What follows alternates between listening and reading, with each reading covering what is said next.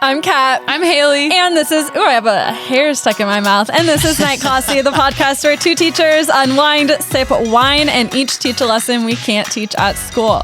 Tell me what we're drinking while I take this hair out of my mouth. Okay, you nasty. I've got a nice coffee. Kat, it looks like you're drinking some good old water. Yeah, good old-fashioned water. I'm feeling very classic today and a little hungover. And it's also 2 p.m., so there's a lot of reasons why we have coffee and water. So many reasons. So much wine last night. Way too much. We did a photo shoot with Hayley's friend, and then during the photo shoot we were using wine as a prop, drank 2 bottles of wine, and then came home and polished off 2 boxes of wine. They were already low. We didn't fully consume 2 boxes, but wine was consumed. Yeah, it turns out if there's wine in my glass, I'm going to drink it. Yeah. And I had no idea how much wine we drank until I was going to bed and I find myself on the bathroom floor having a heat stroke. I was like, oh yeah, I've drinking enough to be in this situation. So yeah, that's good. It's probably, I can't remember the last time I had a really bad night like that. Me either. It was fun until it wasn't. Yeah. I took a picture this morning because I came down and the coffee table, there was just 2 wine bags squeezed tight to where they were empty. It just looked like 2 weird squeezed tight vacuum Colostomy bags. Yeah. The table was probably a mess too. We sat up and played games until 1 a.m. Alec went to bed early because he's trying to be healthy, but we didn't. And he's been working very hard on a little Patreon thing we should have coming out soon. Yes, that. Finally, hopefully getting our, what is that called? Crescent Hotel haunting video done. And we have other fun things going to Patreon. We want to spend more time ourselves on Patreon and build more of a community. That's kind of been a goal we've set. And we're going to start that by having a Patreon happy hour. So we're going to get on video and you guys can too. And we'll just hang out with anyone on Patreon who wants to hang out with us and have some drinks. I'm so freaking excited. It'll be on September 10th. That's a Friday. And we're going to do 8 p.m. So you'll have plenty of time to get home from work, freshen up. That is 8 p.m. Central. Mm-hmm. And we'll just hang out. Who knows? Maybe we'll also stay up till 1 a.m. Yeah. And we want to make it so it is a hang. I don't know if Patreon has the capability so that everyone can be on video and talking. But if not, we'll send out a Zoom link on our Patreon, something like that. So we can just chill. It'll be fun. So if you're not on Patreon and you want to participate in our happy hour, get on. There's good stuff coming. We're going to put in extra effort. Get in there. Yeah. We should call it office hours. Office hours. That's a good idea. Yeah. Let's call it. Thing. We'll call it office hours. And That's we want to make Tim's it podcast already. Oh shit. You're right. God damn it. Night Classy's office hours. Night Classy's office hours. We'll workshop it. Maybe a tutoring session. I don't know. We'll figure it out. What about the lounge? The lounge, the teacher's lounge. Yeah, it's better than teacher's lounge. I think the lounge sounds like an airport. I think we should call it teacher's lounge. I don't know. We'll figure it out. Anyway, we want to make it a reoccurring thing. Maybe every week or every 2 weeks, we'll pop on there for a happy hour. It'll be fun. Yeah. See you there. Go over to Patreon September 10th or before then. Yeah. But you got all the time.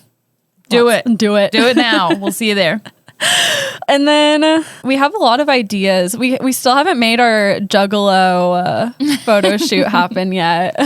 I know. We had an actual photo shoot last night. Thankfully, we didn't arrive in our insane clown posse makeup. I know. I don't think we talked about this on the episode, but we have this plan. I still have some of my old Pi Beta Phi shirts from my sorority, and we were planning on putting those on and then doing full Juggalo makeup to promote episode 76. Yes. And that's hopefully still gonna happen. I still want it to happen. Yeah, we should. Do you have a paddle? We need a paddle. I'll have my mom.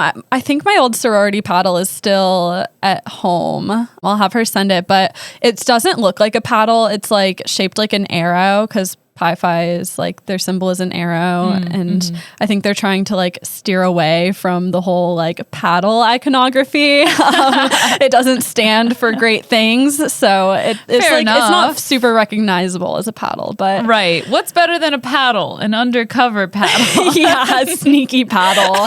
You can like have it next to your bed. No one will know what it's for. What's better than the traditional violent item? Candlestick. It's always a candlestick. No, it's like flat and wooden, but not shaped like a paddle. It's sharp. It's good for stabbing. Oh God. Okay, well, looking forward to it. Yeah. For the record, I was never paddled with it. That's good. That's for the boys. Until the photo shoot. Until the photo shoot. Oh my gosh, that'd be funny. We could probably buy it. I'm sure that like Joanne sells paddles. We could just make our own. Yeah. And we could like make like, so new, like N is new. And then is there like a C? I don't know if there's a C. New Kai. Kai is an X. Oh, I thought it was... Okay, I thought Kai was like CHI. Well, that's how you spell it. That's not like the Greek letter. Okay. Yeah, I think it's just alpha, beta, delta, epsilon. There's more than that. Kappa, gamma, whatever. We don't need to make our list all own. the Greek letters. We'll figure it out. We'll make a paddle. But yeah, we're recording today. We were supposed to record tomorrow. That didn't happen. We ended up like Yesterday. My brain is fried. We are time traveling. A weekend. Badass bitches. We were supposed to record tomorrow, but then the time machine got all wonky. So here we are today. Here we are. Yeah. What have you been up to?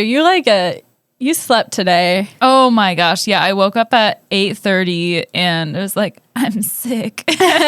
Tommy drove all the way to his house, which I mean, granted is only like 5 minutes from our house, but he drove all the way to his house and got me my leftover pizza and some yogurt and brought it back and heated up my pizza. That's nice. Pizza sounds fucking bomb.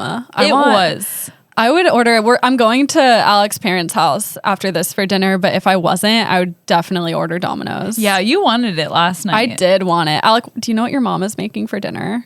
She said spaghetti, but I can tell her to skip pizza. No, spaghetti is like That's pizza adjacent. Yeah, that sounds good to me.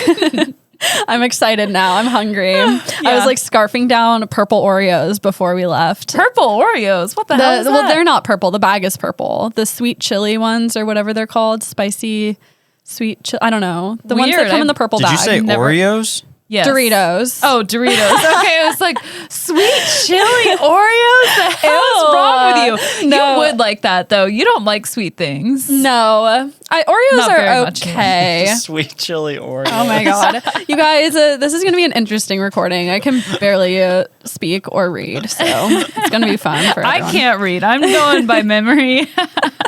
I was like, close my laptop right now. I was like trying to lesson plan today, and like I was trying to do the math problems I'm going to give my kids tomorrow, and I was sitting there and like they're working on like a transformations on a coordinate plane. So like I was trying to rotate shapes and like graph them, and I literally had to take a brain break like 3 minutes in. I'm like, I can't do this right now. I forgot that you were a math teacher. When I walked into your room today and saw your curriculum book on the bed, I was like, who's doing math? This is a math-free house. Yeah, strictly language arts only. Yeah, it's rough. I didn't choose the math life. The math life chose me. It sure did. And I'm in it.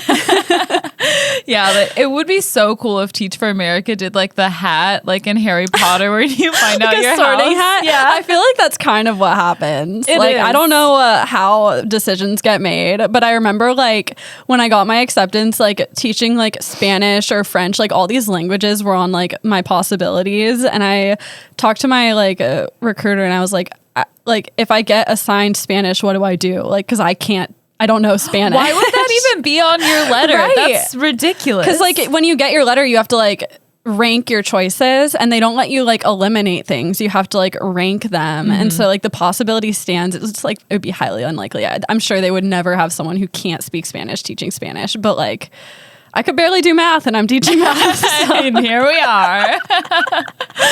Oh my gosh. It's like all the Teach for America recruiters just get together one night and they like play darts, and there's spots on the board that's like math, English, sped, and each person gets a dart wherever you land. Honestly, I wouldn't be surprised. I don't, who knows? I didn't know that you could contest it. Like, if you didn't like what you were teaching, you can be like, can I teach this instead? Or you don't even ask. Like, freaking, what's his name in our core? He was a history major. He was assigned math, and he just like took the history praxis instead and was a history teacher. Like, just didn't listen to them. Right. Which, that's really cool.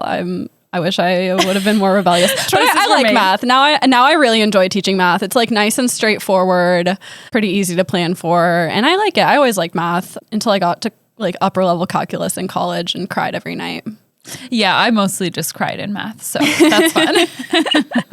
Yeah, I had my limit, but my limit is not middle school level math. I can do that. There you go. Learning all the problems the night before, just like a good math teacher does. That's right. Doing my thing. Anyway, we didn't breathalyze because we're both sober gophers over here. Yes, sorely sober. I thought about having like one White Claw because it was just like whatever, but like it's 2 p.m. I don't really I did need too. to be doing that. Well, I was getting ready and Tommy was like, you need the hair of the dog. I was like, I need water. Yeah, guy. says the person who's sober always. You need the hair of the dog.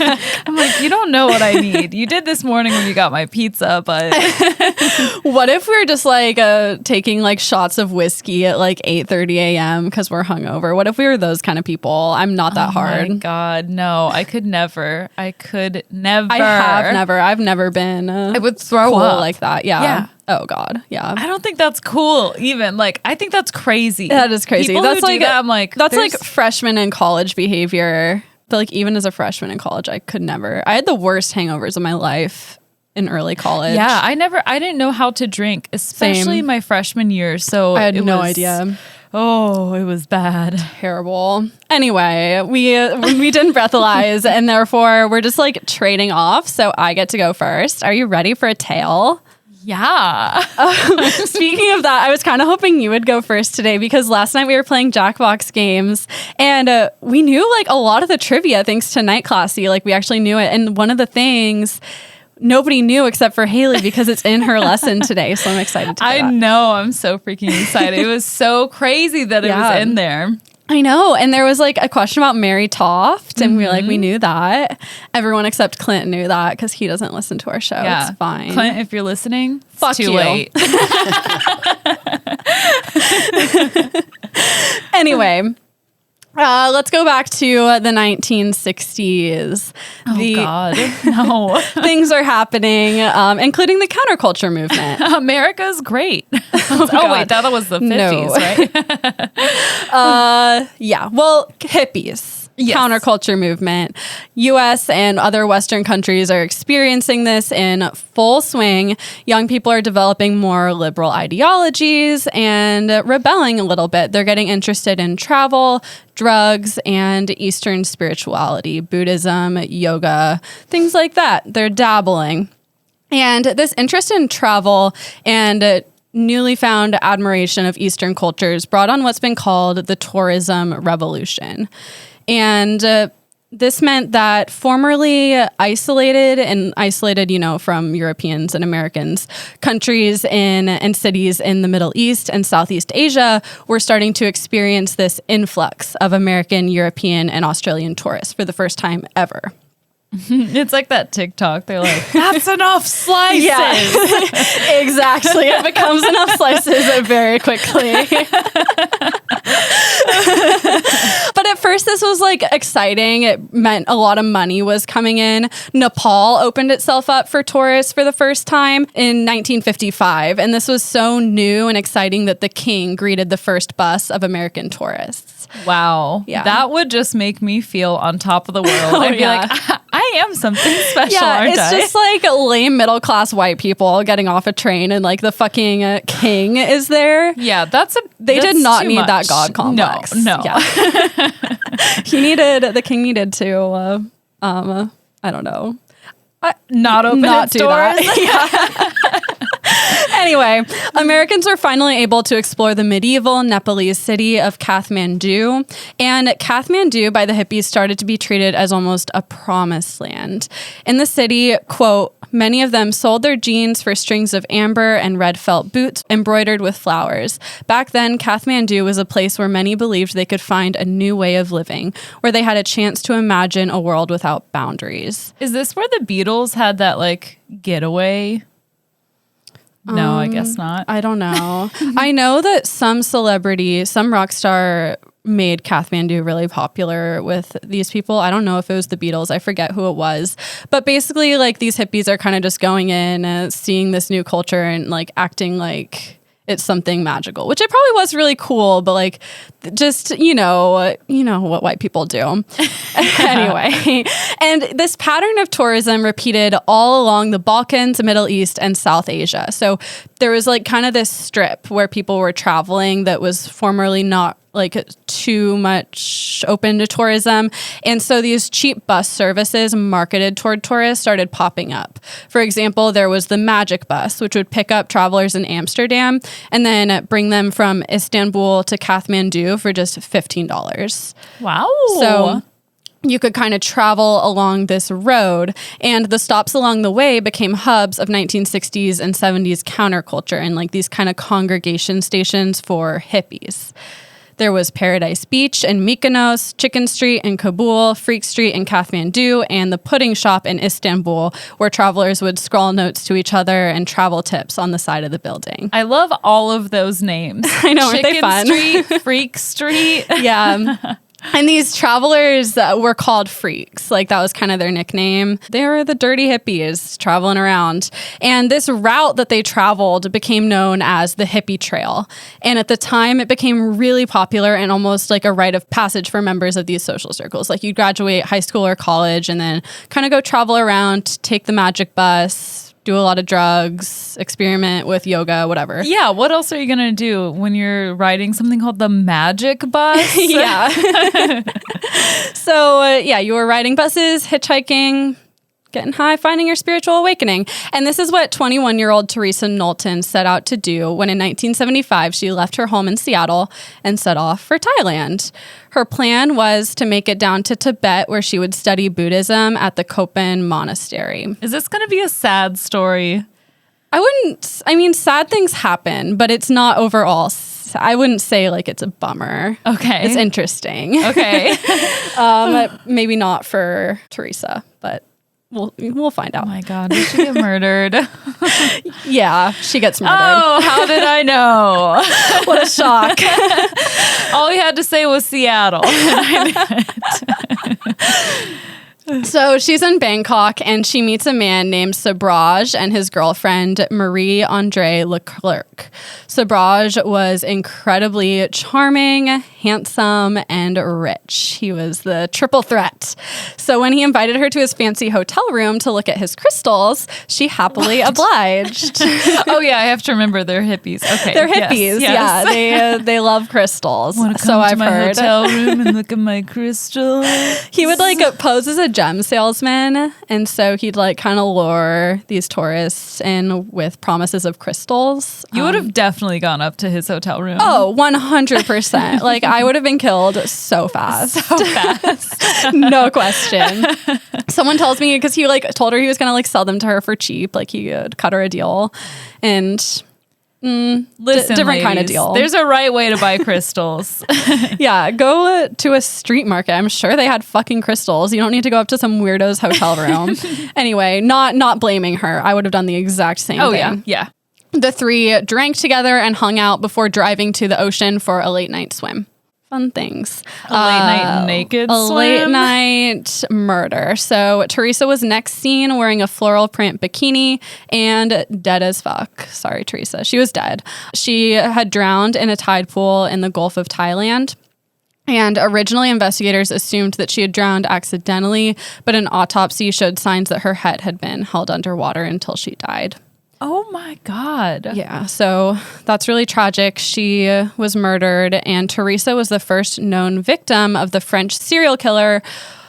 We're going to try this. Hachand Bouani Guru Mukh Charles Sobhraj, who would go on to kill at least 19 more.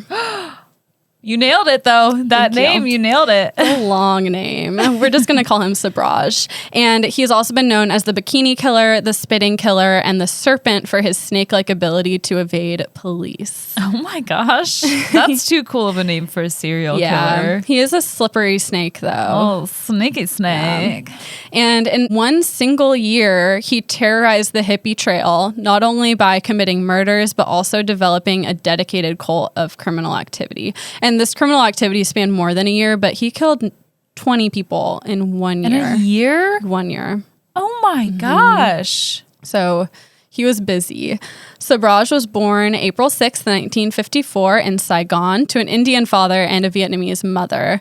In his early childhood, his parents divorced and his father took off. I don't think they ever talked again, but he was adopted by his mother's new boyfriend, a French army lieutenant who was stationed in French Indochina. So that gave him citizenship in France. And I think he also had citizenship in India and Vietnam because of his birth parents. So many triple threats. Yeah, he was able to kind of move around at will. And after being adopted, his home life still wasn't great. His parents went on to have children together, and I guess Sobhraj kind of got pushed to the side. He was the odd man out in the family, and by some accounts, he was kind of neglected. And this kind of made him act out. He started committing petty crimes as a teenager and received his first jail sentence in 1963 near Paris. When he got out of jail, he immediately started scamming. Sobhraj was super good looking and super charming, like we said. And because of this, he was able to kind of snake his way into the wealthy crowd. And he built his own wealth to keep up with his new friends by burglaries and scams. Wow. Yeah. I mean, how are you supposed to know as one of his friends if all of his crystals are from stolen money or not? He really liked being a gem thief, and so he would like steal gems and sell them, and also like just steal expensive things. So he was kind of like a dealer of fancy goods. Yeah. Goods. Exactly. And it was during this period that he met and married a wealthy Parisian woman named Chantal Compagnon, and she got pregnant. Then in 1970, Sobhraj's criminal activity was catching up to him, and he was arrested, but he did get out on bail, and then they fled to Asia together, he and Chantal, and she was pregnant at this time. Did she know about all of his criminal activities? I assume so. She was from like a conservative family, and I think he was kind of just like exciting to her. Yeah, bad boy. And to my knowledge, I don't think she ever like participated too much in that kind of a thing. But she was all right with it. She was into it, I think. Yeah. The two traveled through Eastern Europe using fake documents, and along the way befriended other travelers who they then stole from. So they're along the hippie trail. They're hanging out with hippies and then stealing their shit. That year they reached Mumbai. Chantal had her baby and they named her Usha. And Sobhraj immediately set up a car theft and smuggling ring in Mumbai. Man, he is busy. I know. He always has like a new venture. He's just scheming. Like if criminals were held to, like in The Sims, you can choose to be a criminal and like you can be like the best criminal in the city, and like you have all these criminal people. I'm just thinking like, what if there was social media just for criminals, like a LinkedIn but for criminals where Maybe they like there bragged? is. I guess so. Maybe there is. Maybe I think you can go to any internet forum and there's people bragging about their criminal activity. Yeah, I'm just thinking of all these things that he'd be bragging about. Like he's doing way too much. He does way too much. And it's always something new, which is my thing. It's like, find a thing and stick with it. He's always like, he's stealing He's a jack of all trades. He's stealing cars. I don't know. It seems like it's escalating though, in a way where it's like stealing a gem is different than stealing a car. Like he's leveling up. I guess, but it seems like they probably have the similar value. A gem and a car? Gems are expensive. Oh, I thought you were just talking about like crystals. No, well, I don't know exactly what kind of gems, but it sounds like it made him a lot of money. That's true. And I don't know what kind of cars they are. Maybe they're shitty cars. Maybe they are shitty cars. I don't know. Who knows? All we know is that he steals shit and is very bad. Exactly. And the similar pattern, he was once again arrested. He had not only been stealing cars, but also like he continued robbing travelers that he met. But he escaped jail by faking sick and then drugging the security guard. And then he got out. Oh my So here goodness. we kind of see this snake-like, first he skipped bail, and now he is like actively breaking out of jail. That poor security guard probably is just trying to be like, here's your Pepto-Bismol. I know. I'm wondering how he drugged him. Like, why would you eat something given to you by a prisoner? Yeah, that's is just crazy. Stupid. Maybe he had like something that he pricked him with that had a little some. Maybe. Later on, we find out that like syringes were found in his apartment. I mean, he was probably doing drugs, but like maybe he pricked him with something. Yeah. I don't know. Either way, he got out and fled to Iran. This time, Chantal did not go with him. She returned to France, back to her normal life, and never talked to Sobhraj again. So Good I think for you, girl. Yeah, she turned it around. I think it really was just a phase. Like they met when she was 20, and he was like this rich bad boy, and now she's just like, I'm done with this shit. Like I can't live my life this way. Yeah. Sobhraj didn't stay in Iran. Instead, he stole passports and lived his life on the run, traveling all around the Middle East. Eventually, he found himself in Istanbul, where he met up with his younger half-brother, Andre. Together, the two went on a crime spree once again until they were caught in Athens.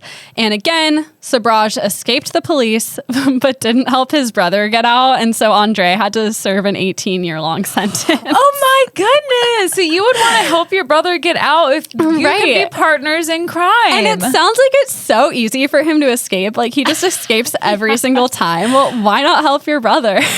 Maybe he was like, that's for being mom's favorite. Yeah, it sounds serve your 18 years, bitch.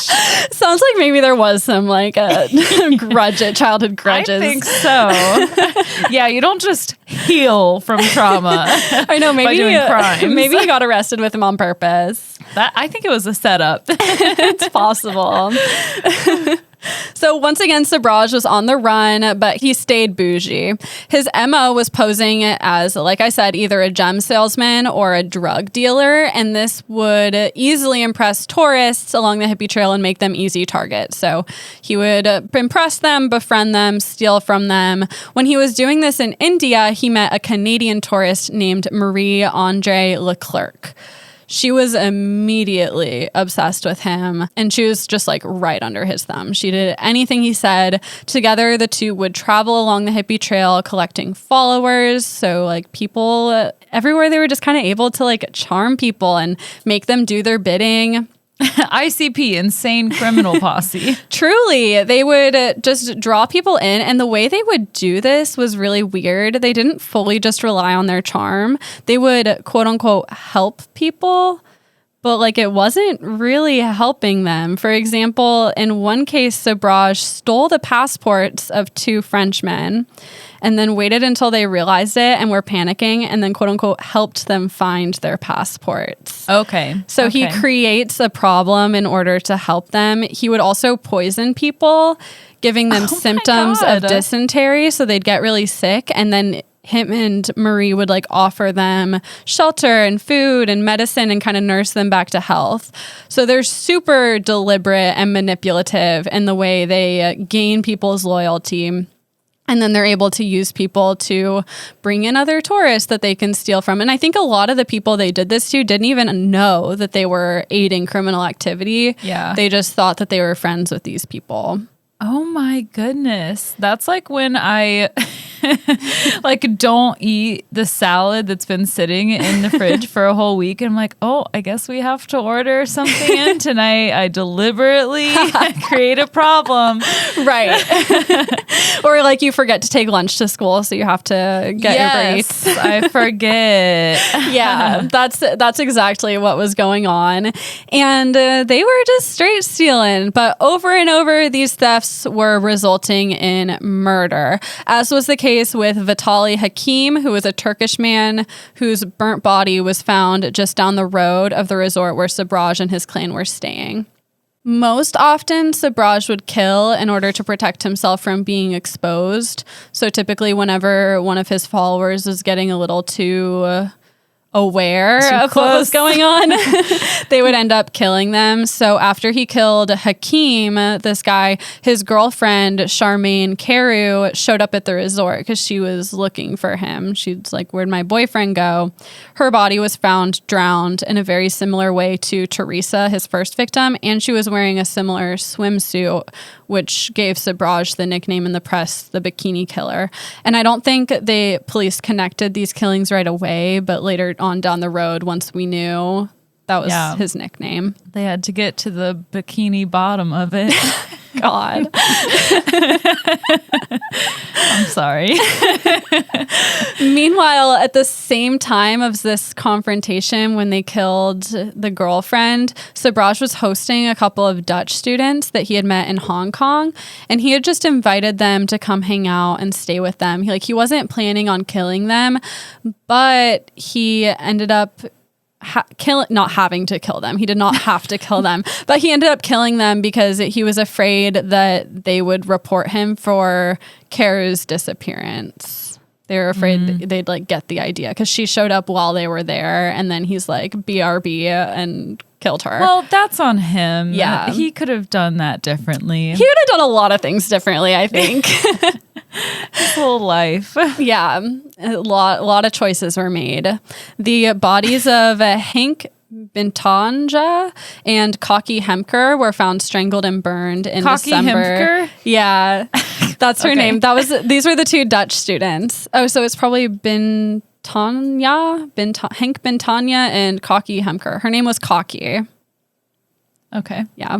Wanted that to be my Claudia Severa type name. Kaki Hemker. Yeah, but then I remembered what is it? Bruno? No, Tad Turbo. Tad Turbo, yeah, that's a better one. I feel So like good. Kaki Hemker sounds like a 1950s like cartoon girl. It does. Yeah, it's not fitting for you, Alex. Sorry.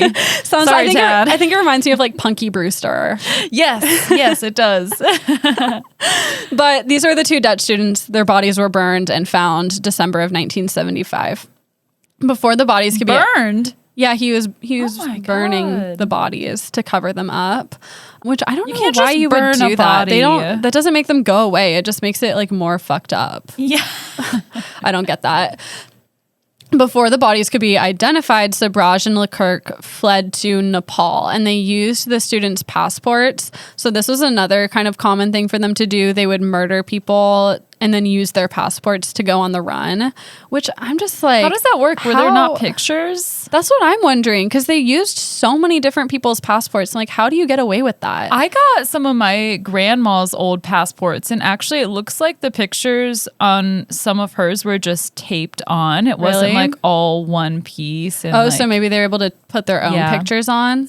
maybe that's what it was. Wow. We really have come a long way since you could fucking go around just using someone else's passport with your own photo pasted on it. That's like my grandpa. When he was in college, he would make fake IDs. And IDs, like driver's licenses, were paper. And so what he would do, he would just take a black pen and like change the year of birth on them. What? And like make it look good. And then maybe like laminate it. I don't know if they were laminated, but like that's all you would do to make a fake ID. Oh my gosh, it's like there's no foresight at all. It's like it takes something like 9/11 for there to be like Right. security in airports. Right. And we'll probably look back on it now, like, because now you can make pretty good fake documents, but in the future, it'll be like your retina scan. Yeah. Like you won't be able to fake it. And so many people won't be able to travel because they don't want to have their retina scanned. I thought you were going to say because they don't have eyes. I mean, that too. Yeah, that too. will There's be gonna a have to be situation. an alternative. See, we're helping them with the foresight. We have to make it accessible. This is the CIA's think tank right now. We're helping. That's what we're going to call the Patreon Live CIA think tank. Okay.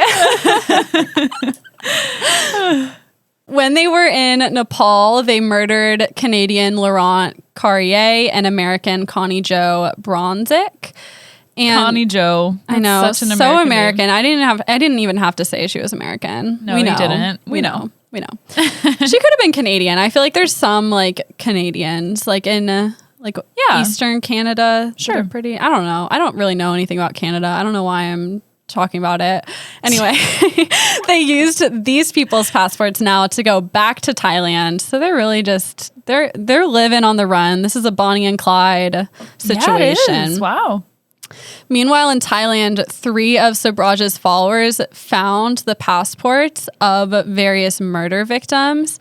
So they're like, these people are like in the news for being missing. And we find their documents at Sobhraj's house. Not a good look. Yeah, they're like, Sobhraj, what does this mean? How does it work? Exactly. What does it mean? What does it mean? So they reported this to the police, but they're like, our friend kills people. They weren't going to stick around. So they reported it to the police and then went straight to Paris, like fleeing for their lives. Sobhraj got wise to this, so he also left Thailand. He went to Calcutta, then Singapore, then India, along the way committing more murders, getting more passports. Eventually, he went back to Thailand. Once back in Thailand, the police were waiting for him. They're like, hey, gotcha, bitch. We know. But they didn't get him because they like interrogated him. But the police didn't want to arrest him because they were afraid that a murder investigation would deter tourism. Excuse me, bitch? Yeah. How about murders will deter tourism? Right. Like, now you caught him. You could be like, we stopped the murders, but now murders are just going to keep happening. So I don't know. I don't really understand. Why? How does it work? What does it mean? I don't know. This just seems so stupid. Like, you caught the murderer. They were in on it. Maybe he bribed them. Yeah. Because he had a history of that. So I don't know. It just seems really strange. They just kind of let him go. Yeah. Too charming for his own good. For everyone's own good. I know. Dutch diplomat Herman Nippenberg. The names in this story are all incredible. 10 out of 10. 10 out of 10. Herman Nippenberg. It's like a screenwriting AI bot, like churned out some of the most interesting names. It's wild. And I think it's because like they're names from all over the world, all in this story. So there's some there's some stars that are really aligned. interesting. Yeah. What is it? Nipple bottom? What? No, that'd be way better. Nippenberg. Nippenberg? Yeah. I'm trying to write it down for the show notes. It starts with a K. Oh, okay. Knippenberg. Anyway, this Dutch diplomat and his wife, Angela Kane, were like, the police aren't doing shit. Like, we need to do something. So together, they just like took it upon themselves to start tracking Sobhraj. And they were just following him around and gathering evidence and interviewing his neighbors. And they eventually collected enough of a case against him. They showed it to the police. And the police still didn't do shit. But they're like, we give you permission to go search his apartment. A fucking diplomat. Like, they're not cops. What is going on? I don't know. It was the 60s. Or 70s at this point. Okay. Yeah. Oh my goodness. So, these random citizens are just doing it. Doing police work. Yeah. I don't know why. I don't know. They went to his house. There they found victims' documents, passports, also various poisons and syringes. So they showed that to the police, and they they're take like, it to the police. what is this? The police are like, you planted it. You're the murderers. Probably. It sounds like something they would do given their history of letting him go. They had him. They could have. They're just, I don't know. It makes no sense. Arresting him and having a murder trial would bring more tourists in. Because they're like, we caught the murderer. Instead, they're just like, the people going missing, they're not brushing that under the rug. It sounds like these disappearances were in the news. Yeah. It makes no sense. Oh my God. Okay. Unfortunately, Sobhraj and Larek were already on the run. So now they're in Malaysia along with their other loyal accomplice. So they had this one guy named Chowdhury, and he was kind of their right-hand man. He did a lot of their dirty work. He followed them to Malaysia. The 3 of them were stealing gems and then selling them in Geneva. So they kind of had this like gem smuggling operation. During this time, Chowdhury went missing, never to be found again. I think we can all guess what happened to him. How bizarre. How bizarre. And so they needed a new helper, essentially. So they found 2 American women and teamed up with them. The 4 of them went to New Delhi in 1976, and they were posing as tour guides. So they really just do everything. And they were hired by a group of French students, but while they were on the tour, Sobhraj gave them, quote unquote, anti-dysentery pills. This was actually poison that gave them symptoms of dysentery. And the students were starting to pass out. The pills kind of worked faster than he thought they would. So some of them were passing out, but then some of them were still fine and realized that he had drugged their friends. So they jumped him and held him until the police got there. And then the police were like, he's with us. He's fine. This is in Malaysia, though. So they're no longer in Thailand. Yeah. So I guess he doesn't have a relationship with these police because he was arrested and was awaiting trial for murder. But he was not going to take this laying down. He smuggled gems into prison and used them to bribe the guards for comfortable living accommodations in jail. Did he put them in his body? Maybe. Probably. I would imagine so. Obviously, this trial was highly publicized. By this time, people knew about this guy. They knew he had been committing all these murders, and he just loved this attention. He drew more attention to himself by hiring and firing his lawyers all the time just for controversy. He seems like the kind of guy who would stand for himself. Yeah, he does. He does seem like that kind of guy. And in a way, sort of, he just wasn't taking this seriously. Andre, his brother, had just gotten out of jail. And so he brought Andre in to be part of his legal team, even though Andre is not a lawyer. He just wanted more attention doing something crazy. He even went on a hunger strike, and he was already getting everything he wanted in prison. There was no reason for this, but for more attention. I'm rolling my eyes so hard. Right. He was sentenced to 12 years in prison, but that didn't really matter to Sobhraj because he had bribed his prison guards to the point where he was living a life of luxury in prison. He had TV, fancy food, whatever he wanted, and he would spend his days giving interviews to authors and journalists. People were flying in from all over the world to talk to him, and he was just eating it up. Okay, I'm sorry, 12 years for murder? Yeah, but I don't think he had... it said they put him on trial for murder, but I don't know that he had ever killed anyone in Malaysia. And what the issue was, he had drugged these kids and was planning to do something to them. So I don't know exactly what he was charged with here, actually, now that I think about it. But he got 12 years, and he was being interviewed.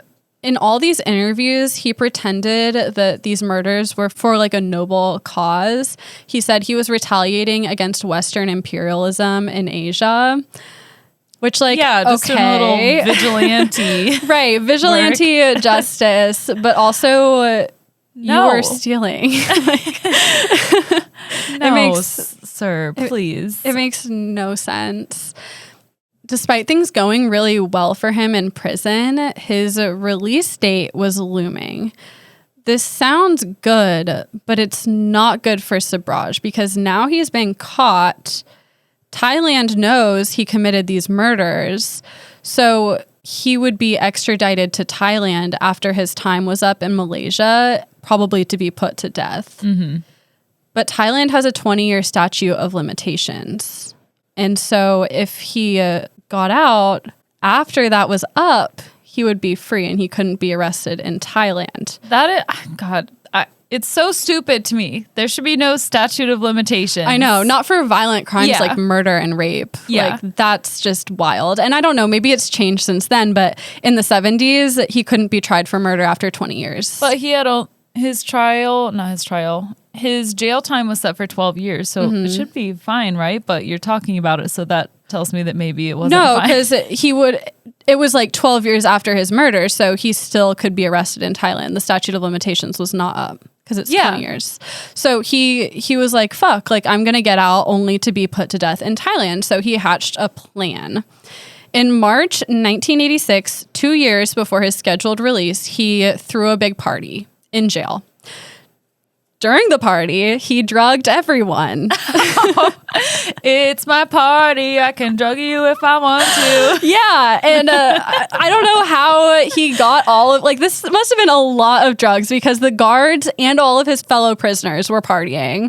And he drugged everyone, made them all pass out, and then he just casually walked out of jail. He was like, bye. What? And also, why didn't you do this in the first place? Like, if this was a possibility for you. Where did he get the poison? Like, even if he's paying these guards with these gyms, wherever he's storing them, we don't know.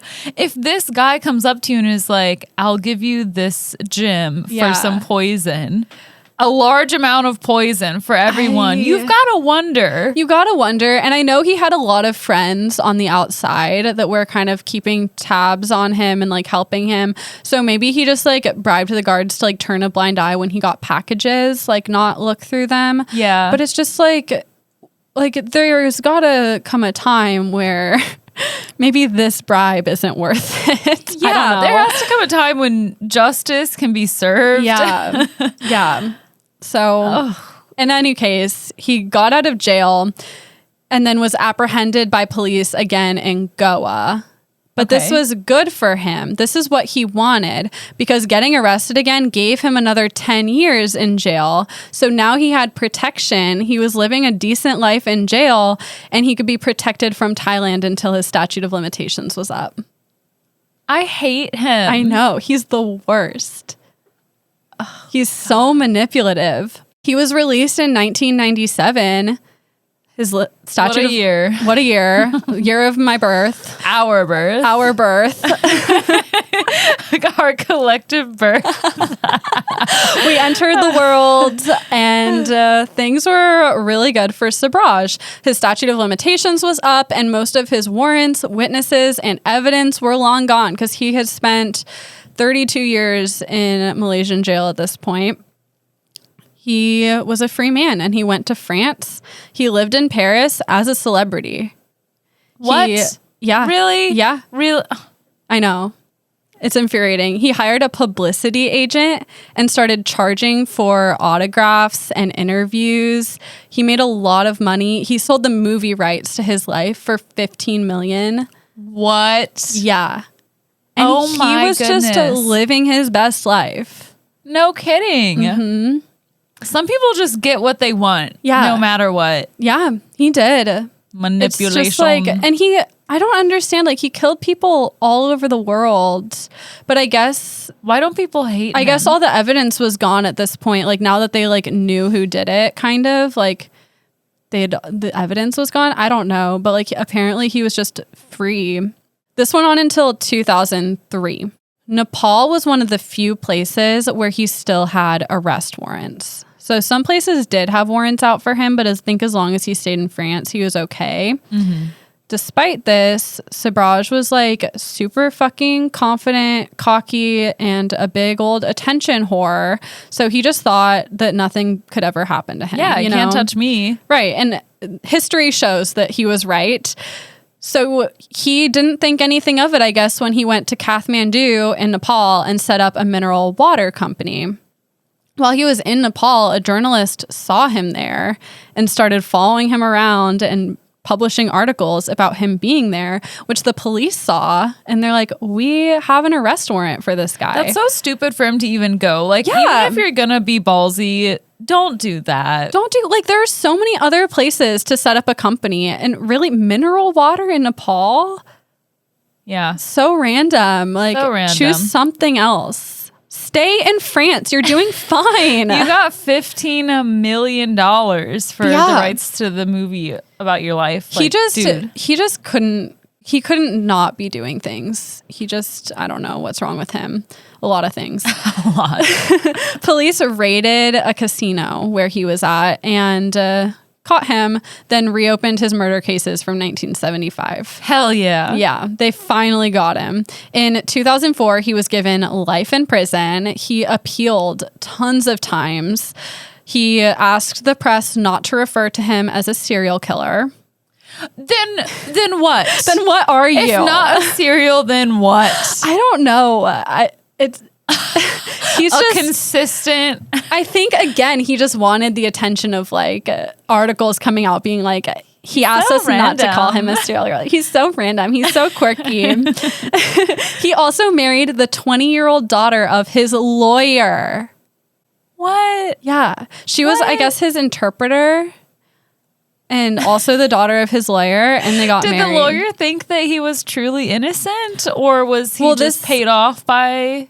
I don't think Sobhraj? she cared. And it's not his lawyer that he married. It's her daughter. I know. Oh, I don't know what the lawyer thought, but the daughter, I guess, was just like into him.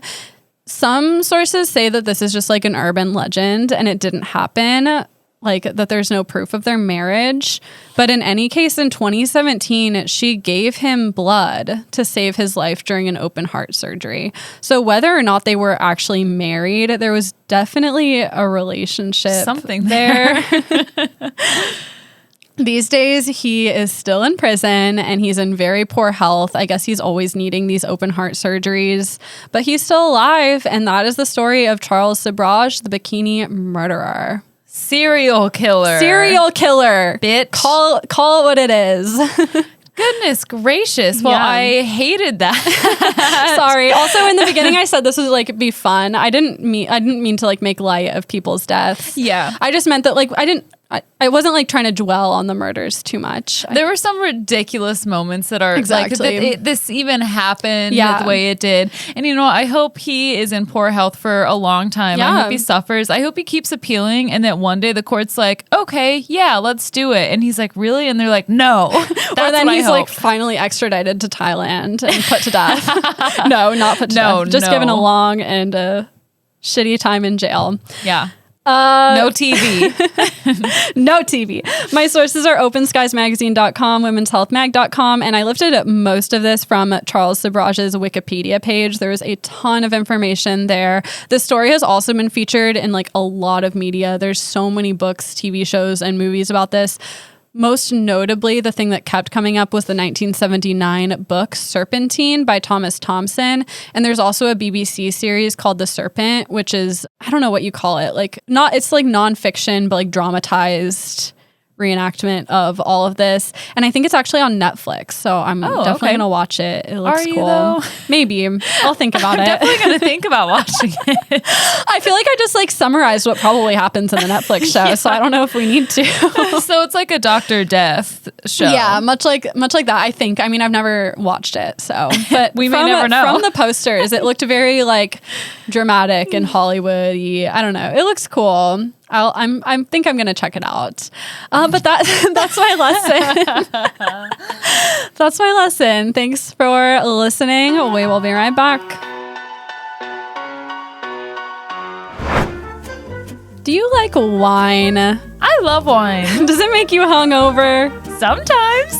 I know how to help you. There is a product called Better Morning. It is a blend of natural ingredients that helps you avoid alcohol-related headaches, nausea, and liver toxins. You just pop a few of these vitamins before you go out drinking, and you wake up having a better morning. Reducing the headaches, that morning nausea, saying goodbye to it. That sounds like a great morning. I know. Me. And then maybe you can get out of bed before 1 p.m. Yeah. Maybe your boyfriend won't have to get you your pizza from his house. No. Don't tell him I took the Better Morning. You can still pretend like I am hungover and get me that dang pizza. Yeah, you can pretend to have a hangover. I like that idea. But don't have a real one. Get yourself some Better Morning. Head over to trybetterbrand.com. Get yourself some Better Morning. Use our promo code NIGHTCLASSY. That is the name of this podcast. No spaces for 30% off your order. That's a lot of percentage. It is. Have a better morning.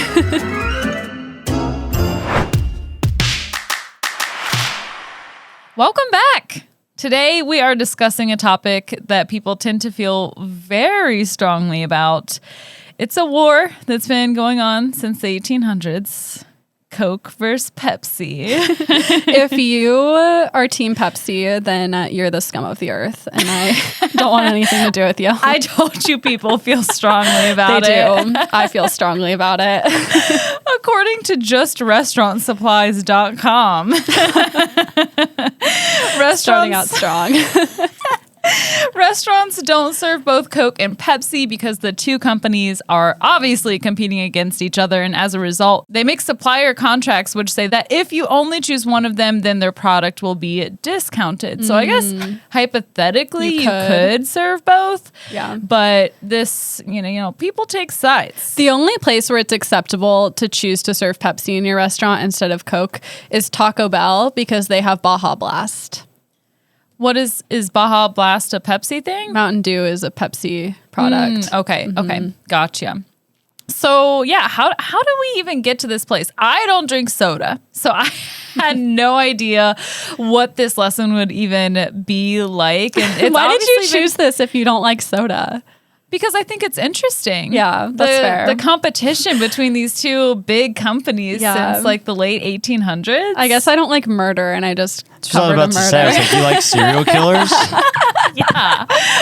I mean, I like learning about You them. don't like Insane Clown Posse music, but yet. That's true, but I do appreciate a dramatic makeup look, and they do it well. Yes, they do. The most dramatic, maybe even. Yeah. So the marketing strategies from these two brands are super different from one another. Coke is known to tap into emotions. They like to appeal to human connection. So for example, I'm sure we all remember the Share a Coke campaign that had people's names on the cans. My name was never on it. Did you ever see any? My name is Katya. Do you think my name was on it? They had a lot of names. It was so popular. They started out with 100 names and opened it up to like 1,000 or something, I think. Maybe in Germany or Russia, my name would be on there, but not in the US. Womp womp. Womp womp. Me either. And they also, a lot of their commercials are these like storytelling commercials, and they evoke these really lovey feelings, and then they just like casually have Coke in them. Pepsi, on the other hand, has branded itself as the drink of the younger generation throughout all of the decades, no matter what decade it's in. They're like, we're for young people. They want to be seen as lively and subtly portray Coke as like old and slow paced. And although Coke was the first to do celebrity endorsements in their ads with Hilda Clark in 1900, Pepsi has practically depended on celebrity endorsements for their ads. Like they do not fuck with the sentimental vibes at all. They tried with Kendall Jenner. They did not go well. That ad got pulled real fucking quick. They're like, never again. Yeah, we're done with this emotional shit. It did Where not she go well. cured police brutality with the Pepsi. Yeah, that's at the end of this lesson, but we can talk about it now. If you don't know, in 2017, Pepsi put out a commercial where a protester, Kendall Jenner, and this was during the Black Lives Matter protests, handed a police officer Coca-Cola. How did that get through the think tank? It's just so knows? like we're laughing because it's fucking ridiculous that made it Yeah, to it's fruition. just trivializing activism. Yeah. And like, And fucking police brutality. Like police are out on the streets beating and gassing people, and we're putting it in a Pepsi commercial. so stupid. Oh, yeah. Yeah, we'll learn lots of interesting things, okay? But let's start with Coke. It was started by Dr. John S. Pemberton, and if you don't remember, we learned about this, but possibly forgotten my lesson on accidental inventions. That was one of them by Dr. Pemberton. He was addicted to morphine and used coca leaf as a safer alternative. Coke did contain small amounts of cocaine until the early 1920s. Different sources give different dates about when they stopped using cocaine, but it seemed like the situation was that Coke sided with the temperance movement, and that's when they pulled the cocaine from their product, unfortunately. Pemberton, just kidding. What? About saying unfortunately, I missed cocaine. that. Yeah. Now they put caffeine in there, which is why I drink Coke. Yeah, they do that. I don't know why my brain just went like completely blank. I was like, Brank. Brank. It's been a long weekend. My brain is breaking. Pemberton made the original flavored syrup and mixed it with carbonated water in a pharmacy, and it was like, boom, you got Coke. Their early advertising claimed to cure headaches and gave the consumer a slight buzz. It was described as a brain and nerve tonic. I feel like it still is used almost medicinally. Like, I've had people like, they have a headache and they like at work be like, I have a headache, do you have a Coke? Yeah. And I'm like, I have Diet Coke, and they say no. Apparently only full sugar Coke works for headaches. My mom always gave me Sprite when my stomach was upset. Same. Yeah. And I heard from somebody, Alec and I were like at a restaurant one time, and the waitress was talking, I think we were like talking to her about how we were hungover, and she's like, I have a cure. Apparently you like crush up a Tylenol into a powder and then put it in your mouth and then drink a Coke and your hangover goes away. Did it She work? told us that. I don't know. I didn't try it. I should Like, have. ever tried Better Brand? Yeah, Better Morning. Anyone? No, I still need to try it. It sounds like it might work. Yeah, we should try it. Yeah. I freaking bought Coke and Pepsi for us to do a blind taste test, but Oh it's my in the freaking God. wine bag, so No. it's not here. We can try another time. I'm Yeah. confident I can tell the difference. Yeah, we'll have to try it. I Yeah. got huge liters, so We have a lot. We're secured. Fun fact, the original Coca-Cola script was Dr. Pemberton's bookkeeper, Frank M. Robinson. He was like, come here, write this down. And that's what they used for a little while. Wow. So let's talk about Pepsi. Pepsi was also created in a pharmacy by a man named Caleb Davis Bradham in 1989, after Coca-Cola had already been on the market for 12 years. It was originally called Brad's Drink. That was the trivia from last night. And Hayley was the only person who knew that Pepsi used to be called Brad's Drink. So random. I think that's so funny. That's Brad's so Drink. weird. I didn't even know that Brad was a name back then. Me either. Well, his last name was Bradham. Okay, so I think so that's what it was. that's it. Yeah.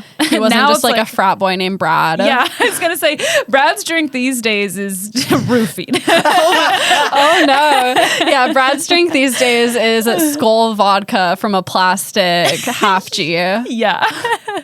Thankfully, he changed the name to Pepsi Cola, taking a cue from Coca-Cola. He's like, I'm going to do what y'all are doing because I want to be successful too. Pepsi was advertised to help relieve indigestion and was healthful. And it came out of the gates hot, thus starting the Cola Wars. So I'm just going to take us through a timeline of some of the events between Coca-Cola and Pepsi during this decades-long war of the colas. Okay. So they both entered the scene in like the late 1800s, and in 1915, Coke designs their Contour bottle. Some sources say that it was made to look like a woman's silhouette, making it more attractive and distinctive. It was highly recognizable, and they even said they're like, you can recognize this even in the dark. I guess that's true. Can you? You could Yeah, feel it. You could feel it. That's true. Much like a woman's body. Recognized in the dark. Looks better in the dark. Not true. Right. In 1923, Pepsi had been struggling for a bit. Like, they were really successful when they first popped out. I sound like I'm talking about them giving birth. But by 1923, they officially went bankrupt, and Pepsi would end up filing bankruptcy twice during the Great Depression due to sugar shortages. But Coke was doing just fine. Like, Coke is like, stop trying to make Pepsi happen. It's not going to happen. And while Pepsi's filing for bankruptcy, Coke was expanding and opening up places in Europe. Wait, so they were going broke because of the sugar shortage? Mm-hmm. But like, wouldn't Coke also be affected by that? That's why I'm like, did the government like help Coke? Coke was like the president's favorite, and so he gave them all the sugar. That's what I'm thinking. I couldn't find anything official on that, but my eyebrows are raised, and we will talk about presidents here in a little bit. In 1928, the Pepsi Cola trademark was sold to Craven Holdings Corporation, and they do end up going bankrupt for a second time before another rich guy. His name is Charles G. Guth. He owned a bunch of candy stores. He drops Coke in his stores and buys Pepsi Cola. So that kind of helps them. I have no clue. I don't know. Okay. But he just does. He's just liked it better. I like Pepsi Cola better. Okay. And in the 30s, Coke started using Santa in their ads. The whole idea was that you can enjoy Coca-Cola any time of year. To this day, we always have Diet Coke on Christmas. Like it's just like a Christmas Eve drink. Like we always like buy it and like have it out like on Christmas Eve. And I wonder if that's because of the Santa marketing. Like it seems Christmassy because my parents never buy soda, but like we always like have like liters of Diet Coke on Christmas Eve. Like not that we all just sit around and drink it, but like when we're hanging out opening gifts and like you're done drinking alcohol, like that's like it's a drink helpful. that's out. It's your brain and nerve tonic. I don't know. I think I just like always associate it with Christmas. I don't know why they would choose Santa if the whole idea was that you can enjoy it any time of year, because it makes me think of Christmas too. Yeah, that's true. That seems like they're doing the opposite of what I think they wanted to feel cold. Yeah. Oh, maybe it's like it used to be thought of as like a summer drink, like like cold, like lemonade, like cold and refreshing. And they're like, no, you don't have to drink in winter. Also, yeah. They're like, look at the Barnharts. Look at us. Just your normal white people family chugging Diet Coke on Christmas. Hey, it is what it is.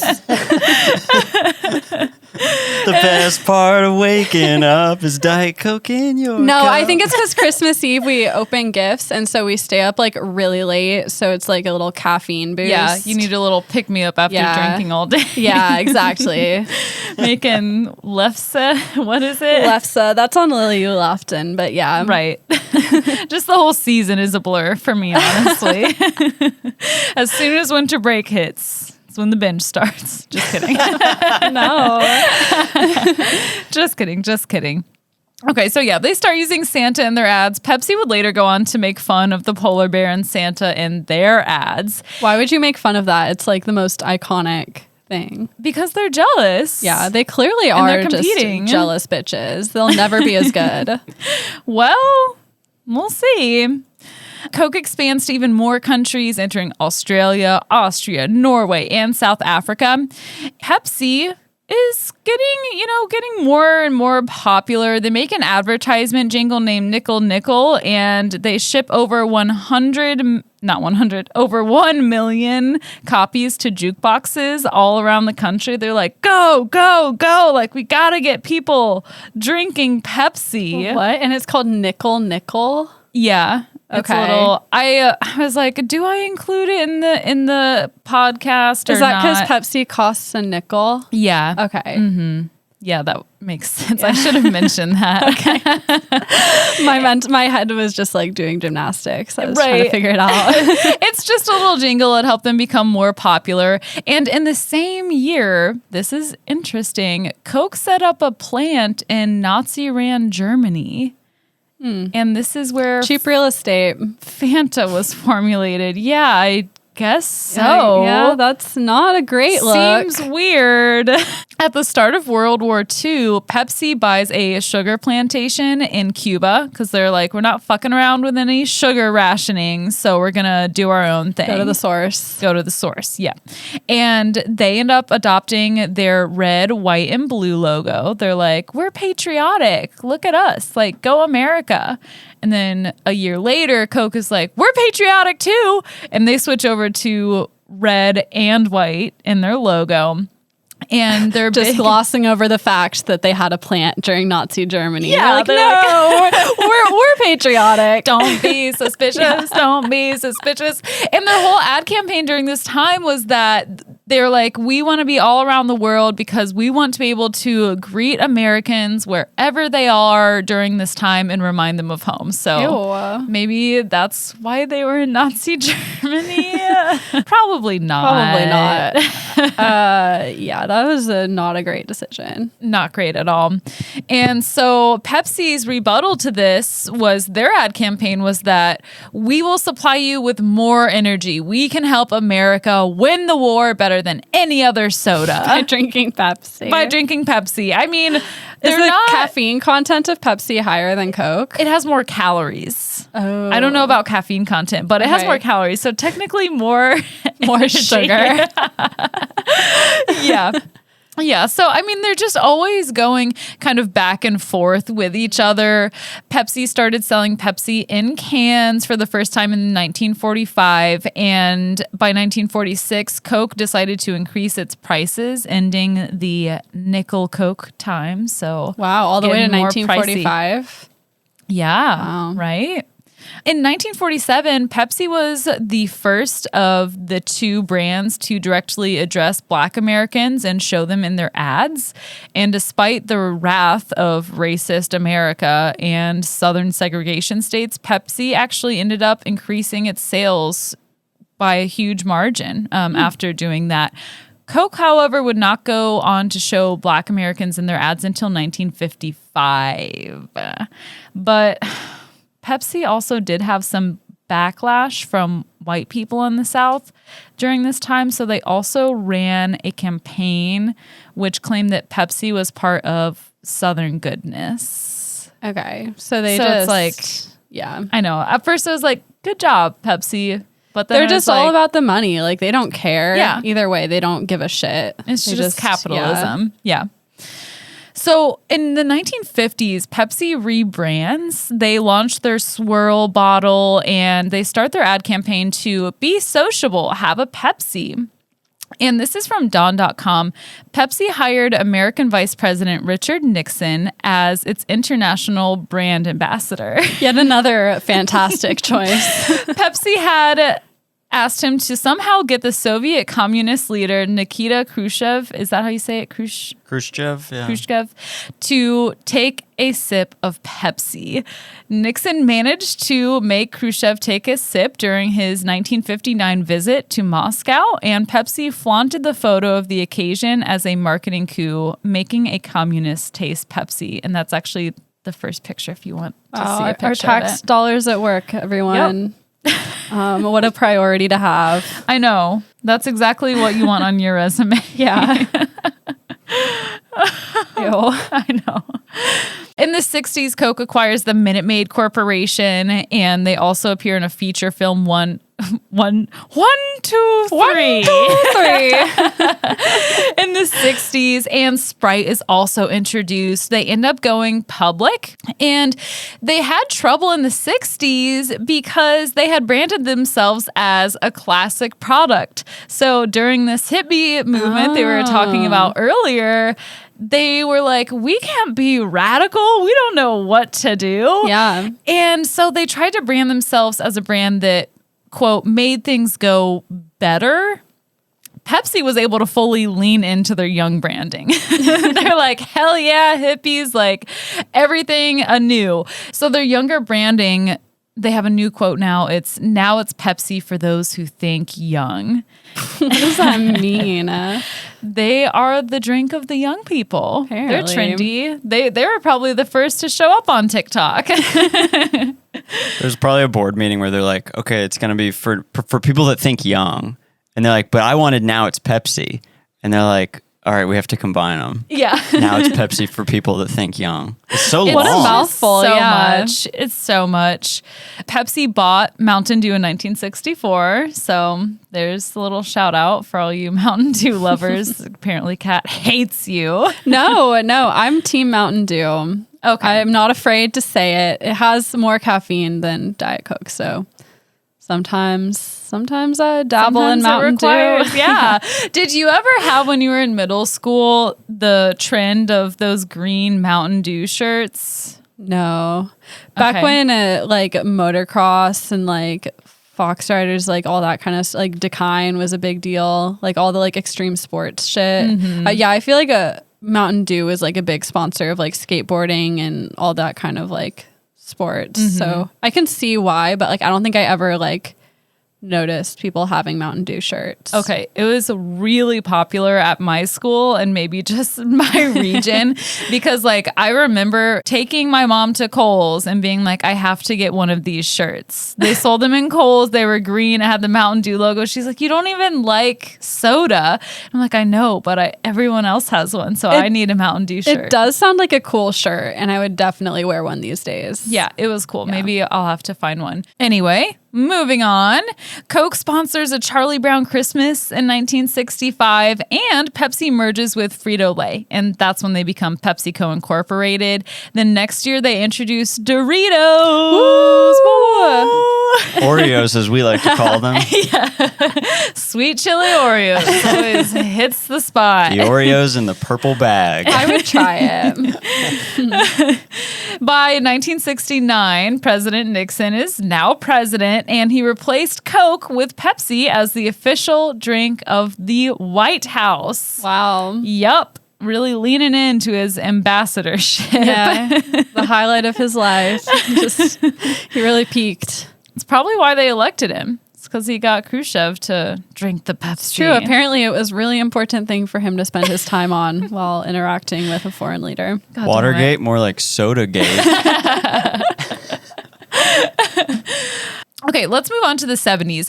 This is like the peak of the cola wars, I would say, the late 70s and 80s. 1975, Pepsi started a revolutionary marketing campaign. It was the Pepsi Challenge.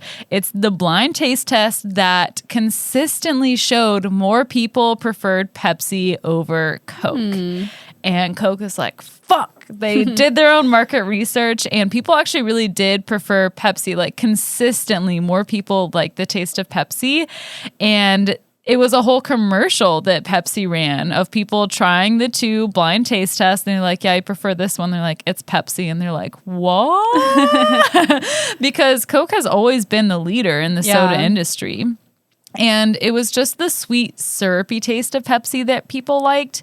And they realized that they liked the idea of Coke, but wanted the taste of Pepsi. Huh. Yeah. That makes sense. It's sugarier. Mm-hmm.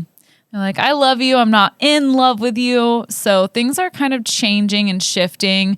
Another little presidential detail. When Jimmy Carter became president in 1977, he replaced all the Pepsi vending machines in the White House with Coke machines. And Coke ends up becoming associated with the Democratic Party, and Pepsi ends up becoming the drink of the Republican Party, which is really ironic because Coke's branding is seemingly more conservative with like the classic traditional values versus Pepsi that's like, we're the drink of the youngins. Yeah, that's true. It doesn't quite line up. Yeah. It echoes, though, with the Kendall Jenner thing. Yeah. Well, it does end up flipping in the 2008 election. Mm-hmm. Because Pepsi endorsed Obama and Coke endorsed McCain. Wow. I was like, I didn't even know they endorsed. Yeah, why would you even take a stand? Right. Like, wouldn't you want it to be apolitical? I guess not. I don't know. And didn't Pepsi base their logo off of Obama? It looks like. Or vice versa? I don't know. They both came out in like 2008. Oh, yeah, they did have their updated, but I didn't include that in my lesson. Okay. Probably, though. You're probably right. They do look alike. Well, you continue. I'm just going to see if I can confirm or deny that. Sweet. Okay, so Coke is scrambling now. They're trying to figure out how to deal with this Pepsi challenge. They start doing things differently in the 80s. Coke releases Diet Coke, and they start using corn syrup instead of sugar to make it cheaper. And in 1985, Coke is like, okay, everybody, we have a new product coming. It's called New Coke. It's sweeter and therefore closer to the taste of Pepsi. People hated it. They fucking hated it so much. They couldn't even buy original Coke anymore because it was all pulled from the shelves. So Weird. It was just New Coke. And Pepsi's like, oh my God, we're so glad you're fucking up so bad right now. In one commercial, a Pepsi commercial, a girl is upset about New Coke. And she's like, first they said they were the real thing. Then they said they were it. And then she like tastes Pepsi for the first time and she gets all happy and she's like, now I know why Coke changed. But Coke lovers weren't just going to actually convert over to Pepsi like that commercial would suggest. They decided to organize. Grassroots organizations pop up all over the country with names like Old Cola Drinkers of America. And their mission is to bring back the original Coke recipe. Fair. Like, how could they just change their recipe after decades? They're trying to appeal to apparently the masses who prefer... That's silly. And Pepsi. now, like, that's like, they're coming out with so many weird flavors of Coke. Like, now there's orange flavored Coke, there's coffee flavored Coke, lime, like, there's just all these weird ones. It'd be like if they just, like, took out the original and put all just weird ones. Yeah, they need to do the original. Bring back the cocaine. Oh, okay. Okay. That would be interesting. Get them in the news. So all of these organizations are popping up. They're like, bring back the Coke. And 3 months after the release of New Coke, they do bring back the original formula and name it Coca-Cola Classic. New Coke stays on shelves. Their plan was to like convert people to New Coke, but they never could. People freaking hated it. And surprisingly, it ended up being a good thing for Coke because people wanted to taste Coke again. They had missed it after 3 months. What if that was the plan all along? That would be pretty genius. That would be like something, what was his name? Sobhraj, yeah. They needed him on their marketing team. If only he wasn't a terrible person. Yeah.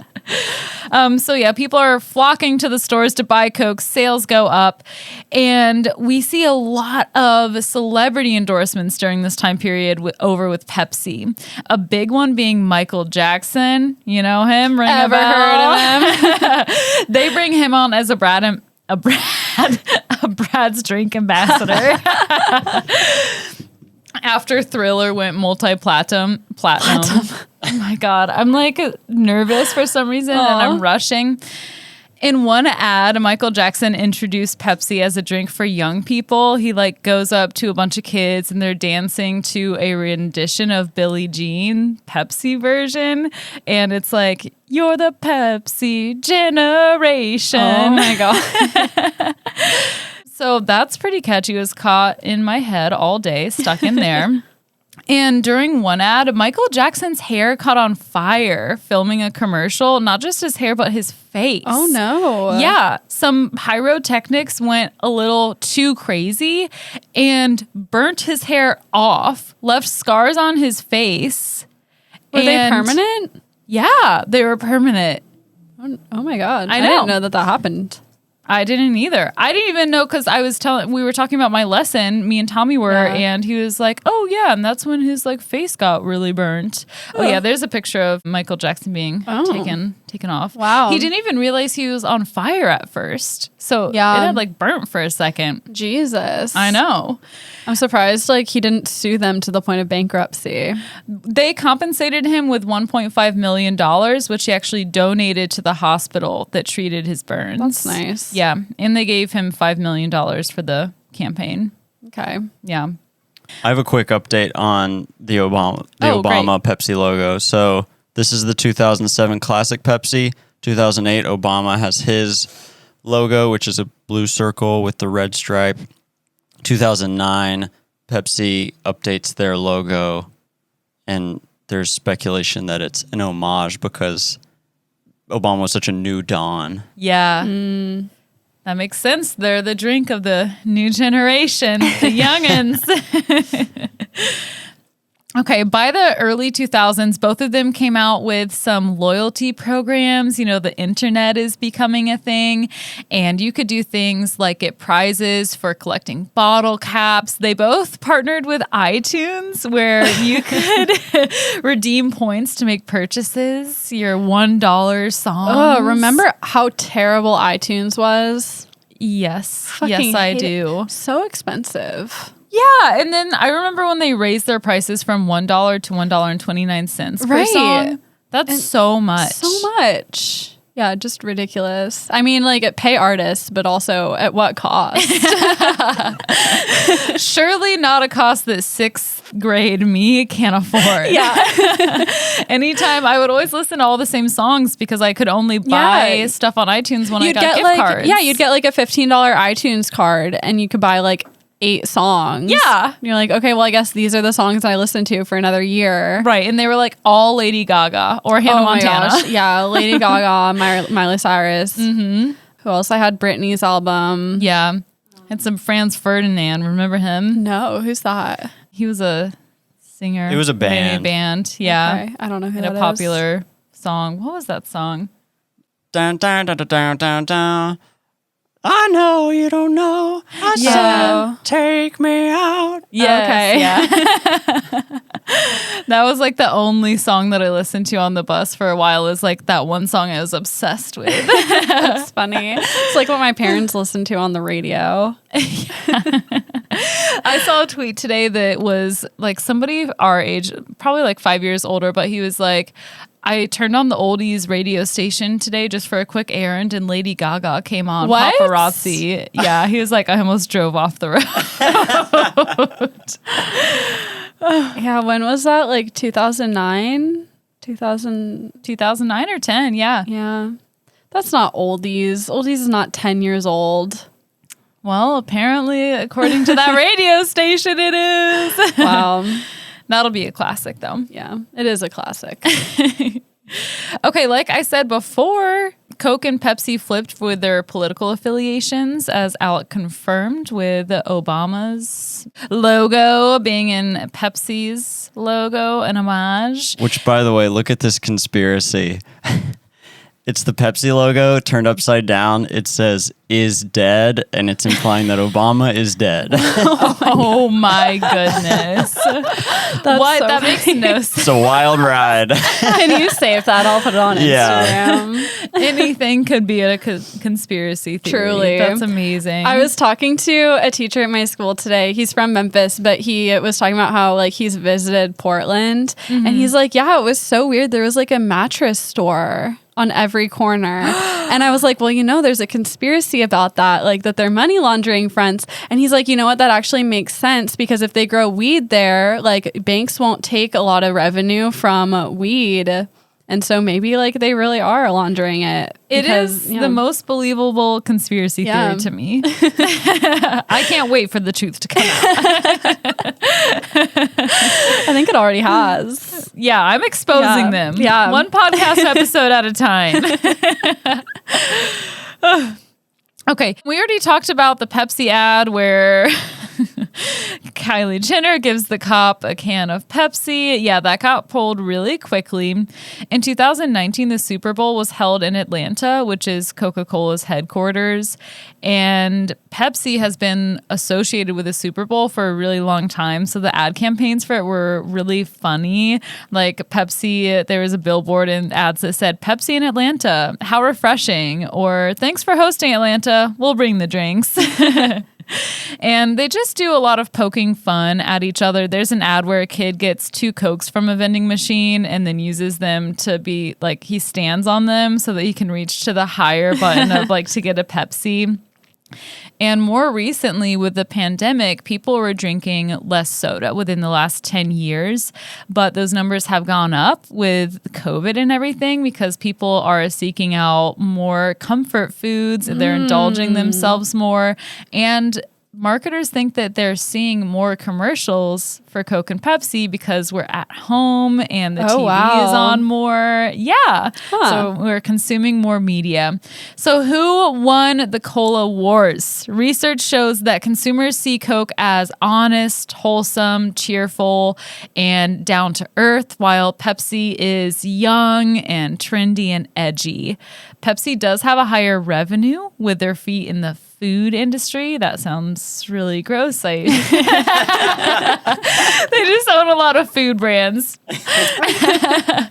at about $65 billion, and Coke is at $32 billion. Oh, that's a big difference. I know, right? Wow. Surprising. Guess that Frito-Lay money. I know, those Doritos partnered up with T-Bell. You got the Baja Blast, Doritos Los tacos. What is it? What? Doritos Locos? But Coke is more internationally known and has the lead in the soda business when you take out all of their other companies. So I have a note here about taste testing, but that's not possible. So we'll come back to you guys. Get back to you on that. We can make a video and put it on Patreon real quick. Yeah. That's what I was going to say. Let's do it. Okay, check out Patreon for that and our happy hour.